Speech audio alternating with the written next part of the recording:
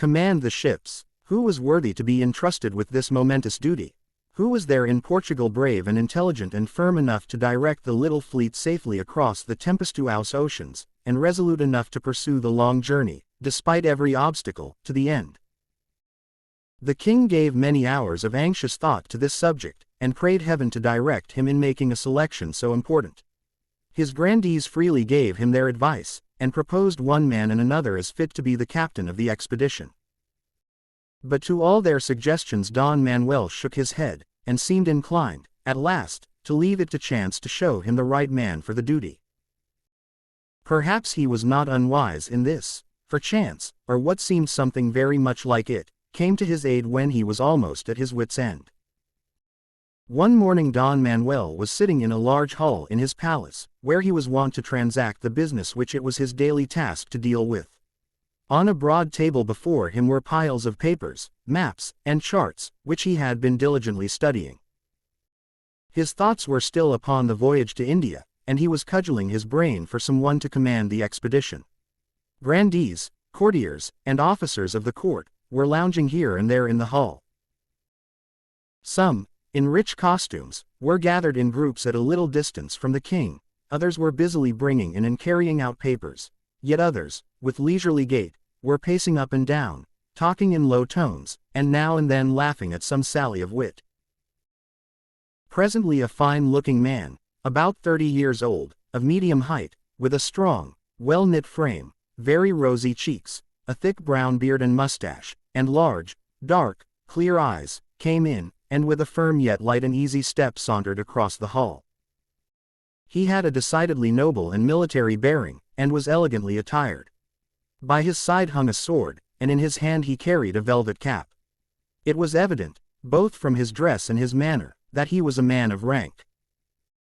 Each courtier, as he passed, saluted him with a nod and smile, from which it appeared that he was a favorite at the palace. As this comely cavalier was crossing the hall, the king happened to look up from his charts and papers. In an instant the troubled expression seemed to leave his face, his eyes were lit up with joy, and he brought his hand heavily down upon the table, as if a sudden and happy idea had just struck him. "Thank heaven," thought the king, "I have found the man." Then, calling an attendant to him, he exclaimed, "Go and bring to me Vasco da Gama." The young nobleman was soon found in an adjoining corridor, and at once obeyed the royal summons.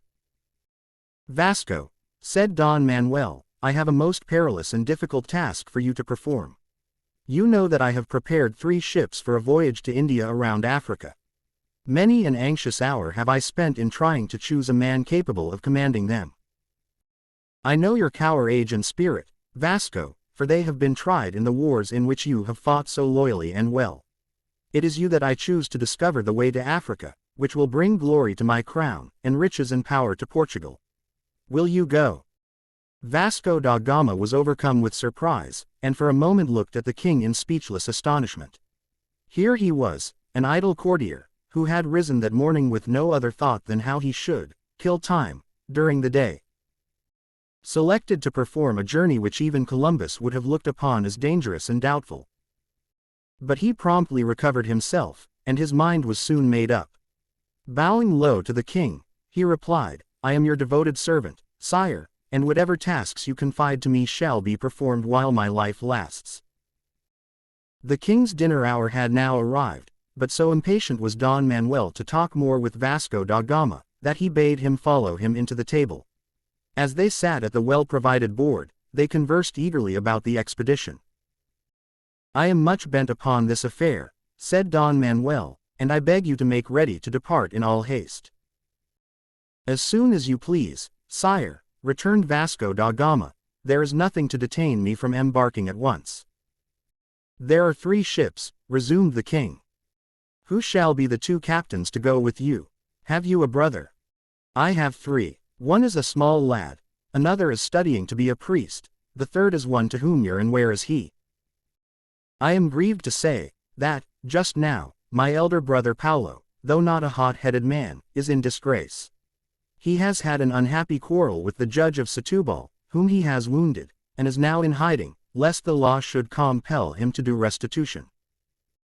But he is a brave and loyal fellow, and, if your majesty would pardon him, he would readily accept the service of commanding one of the ships. Out of love for you, Vasco, I will pardon him, if he will first satisfy the judge. Tell him to come hither without delay, and do you at once attend to the preparation and equipment of the ships, and choose such sailors as you please. And be assured that you shall have abundant reward for your fidelity." Vasco da Gama kissed the royal hand, and hastened away to obey Don Manuel's commands.